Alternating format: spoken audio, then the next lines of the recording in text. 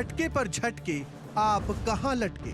मेरा इस पार्टी में रहना बहुत मुश्किल हो गया है, इसलिए मैं आप लोगों के माध्यम से ये सबको बताना चाहता हूं कि मैं इस पार्टी और अपने मंत्री पद से इस्तीफा दे रहा हूं। गया आपका आनंद,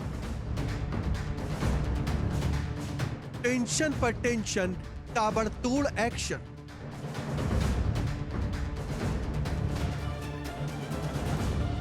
आम आदमी पार्टी की मुश्किलें कम होने का नाम नहीं ले रही।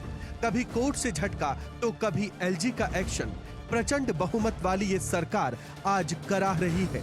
राजधानी में सियासी शह और मात का खेल चरम पर है। केजरीवाल अंदर हैं और बाहर उनकी टीम पर एक्शन हो रहे हैं। आज दो बड़े झटके लगे। पहला, एलजी ने एक और एक्शन लिया है। केजरीवाल के पीए को हटा दिया गया है। निजी सचिव विभव कुमार पर एक्शन लिया गया है और उन्हें तत्काल सेवा से हटा दिया गया है। विभव कुमार शराब घोटाले में आरोपी भी हैं। उनकी नियुक्ति को अवैध बताया गया है। ईडी उनसे पहले भी पूछताछ कर चुकी है और सोमवार को भी उनसे ईडी फिर से पूछताछ करने वाली है। उधर दूसरा संकट शिक्षा विभाग पर देखने को मिला। एलजी विनय सक्सेना ने एक और बड़ा एक्शन लेते हुए शिक्षा विभाग के एक और अफसर को हटा दिया गया। शैलेंद्र शर्मा को उनके पद से हटा दिया गया। शैलेंद्र शर्मा शिक्षा निदेशक के प्रधान सलाहकार थे। उन पर फिजूल खर्ची के आरोप लगाए गए हैं। साथ ही उनकी नियुक्ति को भी अवैध बताया गया है। केजरीवाल के बिना आम आदमी पार्टी का एक एक दिन भारी पड़ रहा है। एक तरफ कानूनी लड़ाई तो दूसरी तरफ सड़क पर संग्राम, ऊपर से दिल्ली की सरकार चलाने का भी काम। कई मोर्चों पर घिरी आम आदमी पार्टी को लोकसभा चुनाव भी लड़ना है। एक नजर आपकी चुनौतियों पर डालते हैं। पहली चुनौती है दिल्ली में सरकार चलाने का काम। दूसरा, केजरीवाल के लिए सड़क पर संग्राम। तीसरा, केजरीवाल के लिए कानूनी लड़ाई और चौथा, लोकसभा चुनाव के लिए प्रचार।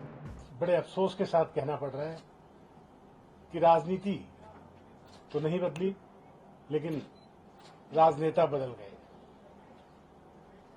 आम आदमी पार्टी का जन्म ही भ्रष्टाचार के खिलाफ आंदोलन से हुआ था, लेकिन आज ये पार्टी खुद भ्रष्टाचार के दलदल में फंस चुकी है। मेरे लिए मंत्री पद पर रहकर इस सरकार में काम करना असहज हो गया है। मैं अब इस पार्टी, इस सरकार और अपने मंत्री पद से इस्तीफा दे रहा हूं, क्योंकि मैं इन भ्रष्ट आचरणों में अपना नाम नहीं जुड़वाना चाहता। मैं नहीं समझता कि हमारे पास शासन करने की कोई नैतिक ताकत बच गई है। हमें राजकुमार आनंद जी से कोई नफरत नहीं है, कोई गिला नहीं है। सिर्फ ये है कि एक परिवार वाला आदमी है, बच्चे हैं, रिश्तेदार हैं। मुझे लगता है कि वो दबाव में ज़्यादा आ गए, वे डर गए और ये दबाव भारतीय जनता पार्टी की ईडी लगातार हमारे लोगों पे डाल रही है। इधर जेल में बंद केजरीवाल की मुश्किलें कम होने का नाम नहीं ले रही। कानूनी लड़ाई में भी पार्टी को झटके पर झटके लग रहे हैं। मंगलवार को दिल्ली हाई कोर्ट से झटका लगने के बाद अब सुप्रीम कोर्ट का दरवाजा खटखटाया गया है। केजरीवाल ने गिरफ्तारी को हाई कोर्ट में चुनौती दी थी, जिसे खारिज कर दिया गया। अब आखिरी आस सुप्रीम कोर्ट से बची है, जिस पर सोमवार को सुनवाई होने की उम्मीद है। Bureau report, India daily live.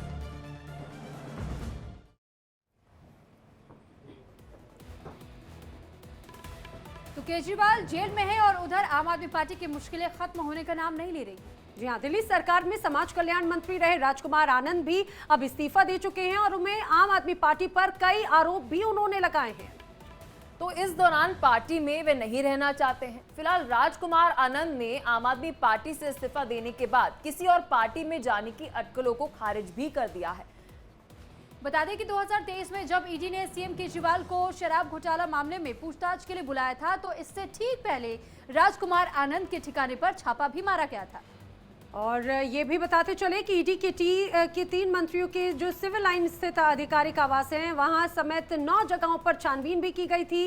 राजकुमार आनंद पर हवाला लेन देन में शामिल होने का भी शक था। कई बार पूछताछ हुई और इस बीच राजकुमार आनंद का इस्तीफा न सिर्फ मंत्री पद से बल्कि पार्टी की सदस्यता से भी उन्होंने इस्तीफा दे दिया है। हालांकि आगे की तैयारियों को लेकर जब सवाल पूछा तो उन्होंने कहा कि फिलहाल वो अभी किसी आगे राजनीतिक पार्टी में नहीं जाने वाले।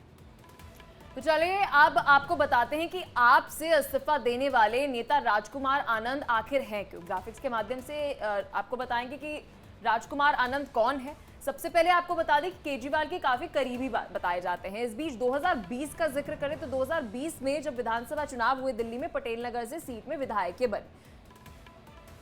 तो वहीं कैबिनेट मंत्री भी रहे हैं और जाटव समाज में अच्छी पैठ रखते हैं राजकुमार आनंद। और 2023 की बात की जाए तो इस दौरान ईडी के रडार पर आए थे और नवंबर में सबसे पहले छापेमारी इनके आवास पर की गई थी। शराब घोटाले में ईडी ने जब एक के बाद एक ताबड़तोड़ एक्शन लिए तो वो राजकुमार आनंद भी रडार पर आए और ये मान के चलिए वो भी निशाने पर थे।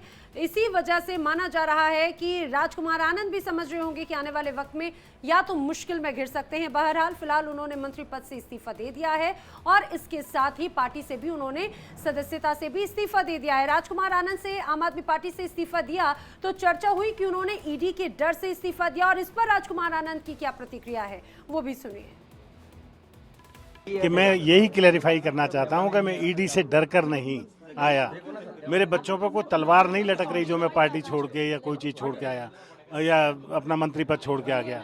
मुझे भी पता है कि मंत्री रोज रोज नहीं बनते, सब कुछ समझता हूं मैं, लेकिन ईडी का जो छापा मेरे यहाँ पड़ा था वो पड़ा था सिर्फ मनी टेल ढूंढने के लिए शराब घोटाले की, जिसका मेरे पास ना कोई सबूत था, ना मैंने कोई भ्रष्टाचार किया। 1 रुपए का भ्रष्टाचार नहीं है, ईडी ने अपनी स्टेटमेंट में कहा। ये झूठ की राजनीति, मक्कारी की राजनीति, इस पे मैं भरोसा अगर करता रहता होता तो मैं वहीं होता जहां परसों था।